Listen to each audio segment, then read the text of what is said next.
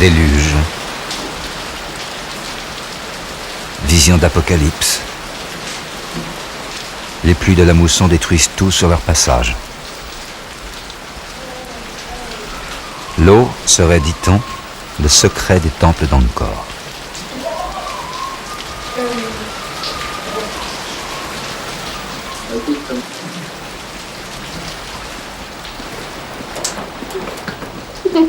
Merci, monsieur.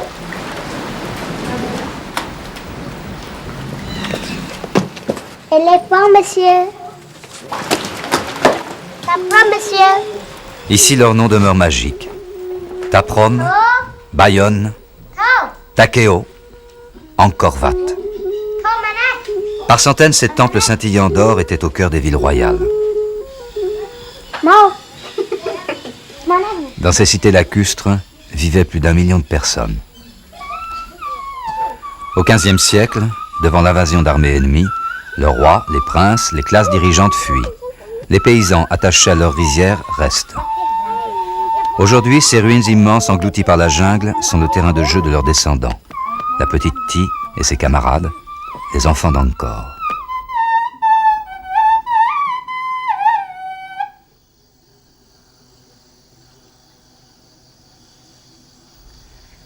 Au pied des temples, les rizières. Dès l'aube, les parents des enfants d'Angkor sont au travail. Au Cambodge, le riz c'est la vie, mais sans eau, pas de riz. Ici, l'eau ne manque pas, mais à 4 mois d'inondation succèdent 8 mois de sécheresse. La maîtrise de l'eau, c'est le secret des bâtisseurs d'Angkor.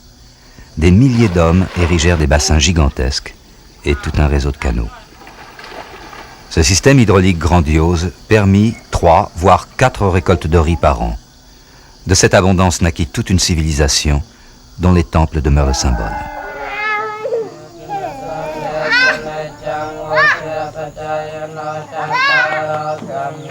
Les enfants d'Angkor habitent le village de Srasrang, situé à l'ombre des ruines.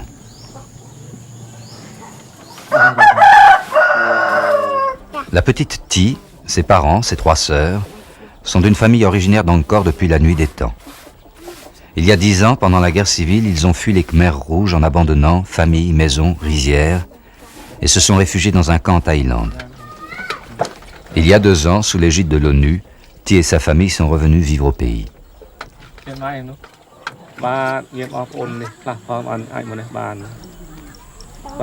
Pour rentrer, les Nations Unies nous ont donné à choisir entre de l'argent ou des terres situées dans des provinces que je ne connais pas. Comme dans le village, j'ai encore de la famille, j'ai choisi l'argent et je suis revenu m'installer ici, chez moi.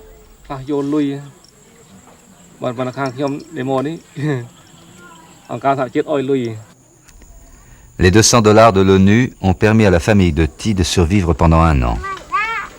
Mais si les parents de Ti ont préféré revenir à Angkor, même sans rizière, c'est qu'ici on ne les a pas oubliés. Ils peuvent compter sur la solidarité villageoise, la famille, les amis, comme Oncle Prem.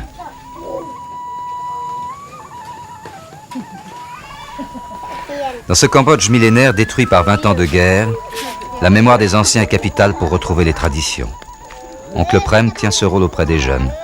Ces enfants qui n'ont connu que les combats et les camps doivent aujourd'hui réapprendre à vivre dans leur pays. Pendant de longues années, au risque de sa vie, Oncle Prem a dû se cacher pour prier. Aujourd'hui, il peut librement invoquer les dieux, Shiva, Vishnu, Bouddha. C'est à leur gloire que les temples d'Angkor furent érigés entre les 8e et 14e siècles. À la même époque en France, les chrétiens bâtissaient les cathédrales.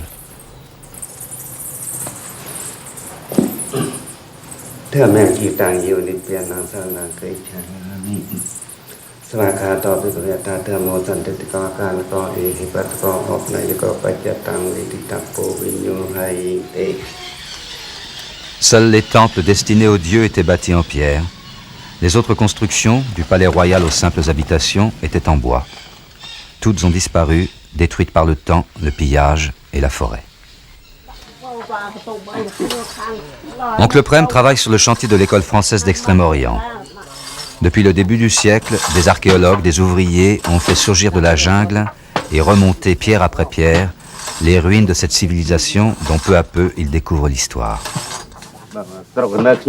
Je suis né ici, au village de Sarsrang, et j'ai appris la sculpture avec mon père. En 1960, je suis venu travailler avec lui sur le chantier, sous la direction de mon maître, Bernard-Philippe Grolier, un grand homme. Et en 1975, quand les Khmers rouges ont pris le pouvoir, Grolier a dû fuir en France, et moi j'ai été déporté. Grolier disait « Les pierres peuvent attendre, sauvons d'abord les hommes ». Les travaux furent interrompus. Très affecté par le génocide subi par les Cambodgiens, Grolier, mort de désespoir, ne connut pas la fin de la guerre. Depuis 2 ans, l'école française d'Extrême-Orient a repris les travaux, là où Grolier les avait arrêtés. Prem est revenu sur le chantier continuer l'œuvre de son maître.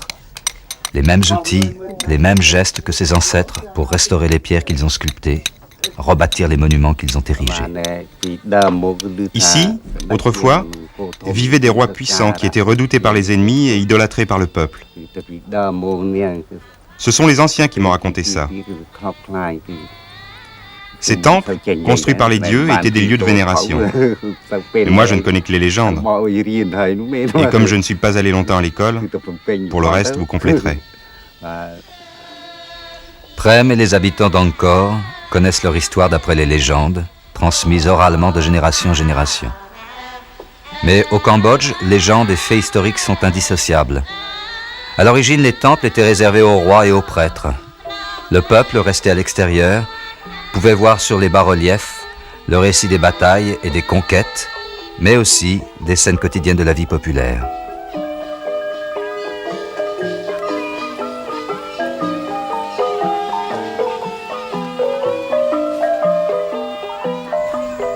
Mille ans plus tard, la même charrette, les mêmes paysages. La vie des paysans cambodgiens n'a pratiquement pas changé. Prem rentre chez lui en début d'après-midi. Il reprend son métier d'agriculteur. En famille, il rejoint sa femme à la rizière.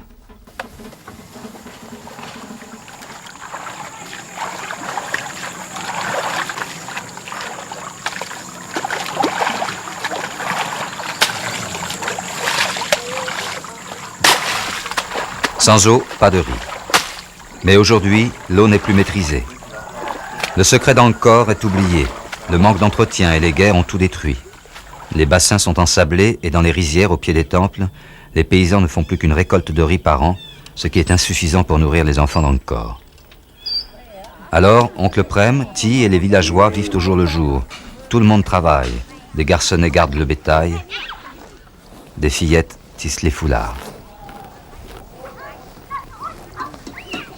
Le père de Thi fabrique des objets en bois, aidé par oncle Prem.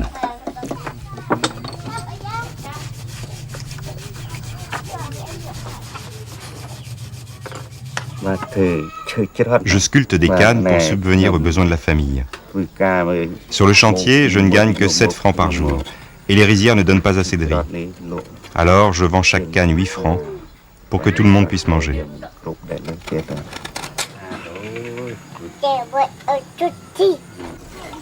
Devant l'entrée de chaque temple, des échoppes.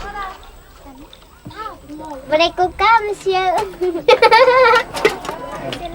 C'est là, madame. Non. C'est pas les mêmes là? Non. Elle est glacée?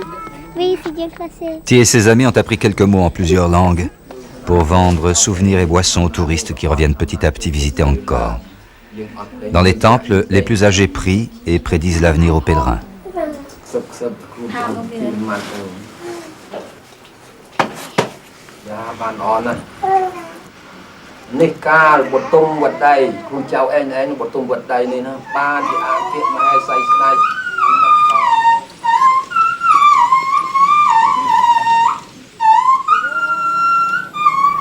En fin de journée, par mesure de sécurité, visiteurs et villageois quittent les temples.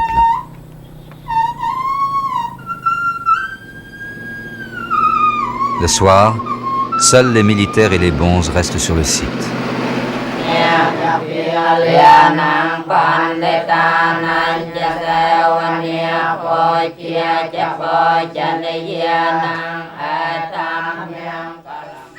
Au village, tout le monde se retrouve. Oncle Prem transmet aux jeunes le respect des temples comme on vénère la mémoire des ancêtres. Sauver les temples d'Angkor, c'est aussi retrouver leur secret, la maîtrise des eaux. Rénover le système d'irrigation serait capital pour que Thi et ses parents puissent vivre dans leur village et cultiver leurs rizières, suivant leurs croyances et coutumes qui n'ont pas beaucoup changé depuis des siècles. Les rois sont partis, les paysans sont restés. Et c'est eux qui, hier comme aujourd'hui, font que la culture khmer et le Cambodge vivent.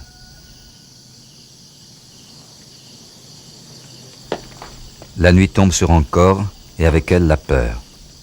Dans les temples, des jeunes soldats venus des villages environnants n'auront que leur courage à opposer aux forces du mal, pilleurs ou poseurs de mines, pour que demain, Thi et les enfants d'Angkor puissent jouer librement et sans risque dans les ruines des temples de leurs ancêtres.